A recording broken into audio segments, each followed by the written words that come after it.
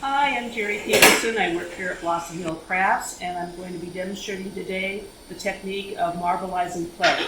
That's where you get different colors of clay, slap them together, and you can get some swirling marbleized effect. So what I've done so far is I've centered about 3 pounds of dark brown clay, and now I'm going to just scrape off the outer slurry just to dry it up a bit. This first method I learned from another potter that works up here. That's what's great about being part of a studio where there are multiple ceramic artists. Normally, people marbleize clay by slapping together different layers of clay. But this particular method, you get these ropes. This is a B-mix, it's a white clay, and you just lay them across the top. So you can just do 2 ropes, like this, or you can do 3 ropes, like this, for more of a swirly effect. So I'm just going to pat this down. And you see it sort of muddies up the white clay, and you won't really see the contrast when I'm throwing because it all sort of muddies together like a malted milk. There we go. And what's interesting about this method is that the main swirling will be on the outside of the pot, not on the inside. And it's going to be a bowl, so that's kind of nice. There's no trimming the inside of the bowl.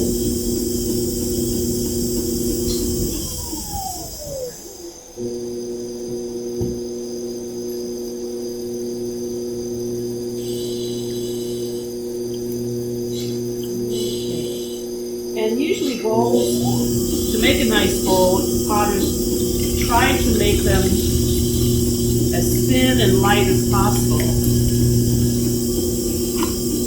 But for any kind of marbleizing method, you want to throw it a little thicker because you're going to need to trim off up to an 1/8 inch of clay to peel off that outer layer so you can expose the marble.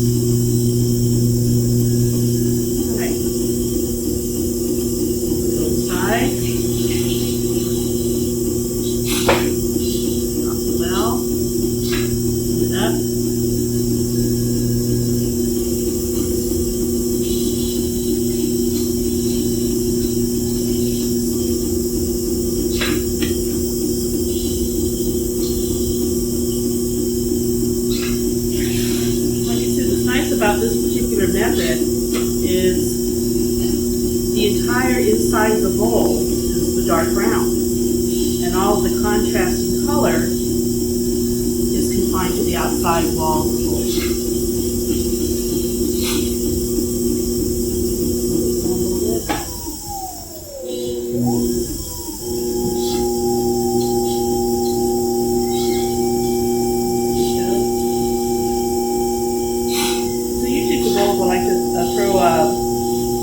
Start off with a basic cylinder shape and then open it up towards the end.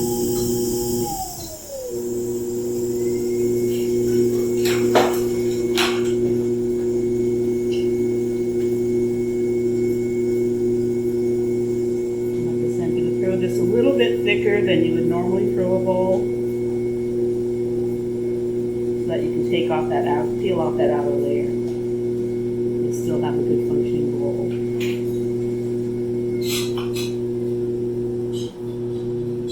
Okay, so now I'm going to open this up a little bit.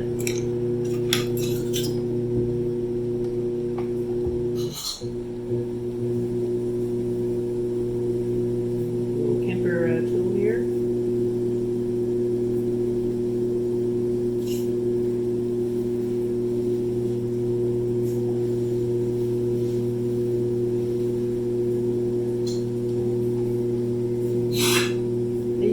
Sort of a little preview of what the marbling will look like at this point.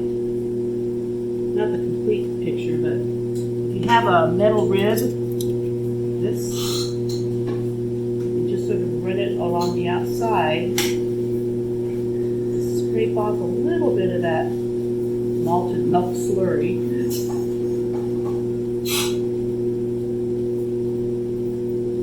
So you can see a little bit there of how the marbling is happening.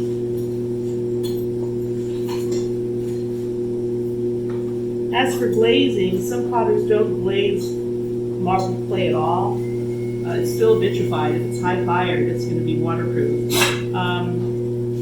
But you could also glaze it with a translucent or transparent glaze, a very light layer, say clear or rutile or celadon even. That would be nice too.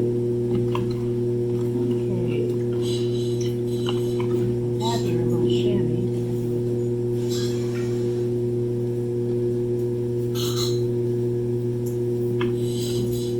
Here it is. Chamois notoriously disappear because they camouflage when you take clay color. So I'm going to open this rim up a little bit.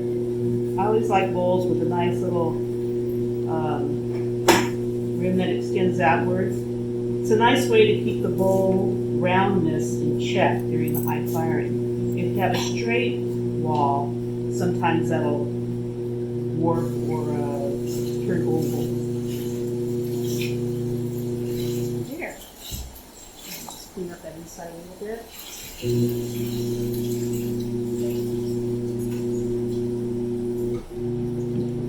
Okay, so that's pretty much done. So I'll wire this off. Okay, so this is a pot that I use the 2-coil method of, where I laid a rope across this way and then through it.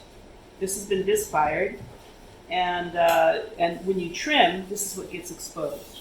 This nice sort of swirling motion. You kind of see the motion of the wheel. So that's ready to be glazed. Another method of marbleizing is where you can sandwich different colors of clay. Just kind of sandwich it together, and you wedge it. Not a lot, because then it'll just turn into a malted milk color. So you just do a little bit, and when you cut it, see that's what you get. Is this nice marbling effect, and you throw this. So the bowl I threw that way was this one, and it's really nice. You can kind of see the nice marbling that happened on this. So this has been disc fired and it's ready to be glazed. That's the inside, that's the outside. The one thing with throwing a marbleized piece of clay like this, you have to remember, is throwing thick, because not only do you have to trim the outside, you also have to trim the inside to expose this marbling. So keep that in mind, otherwise it'll go, your trimming tool will go right through the bowl. And that's it.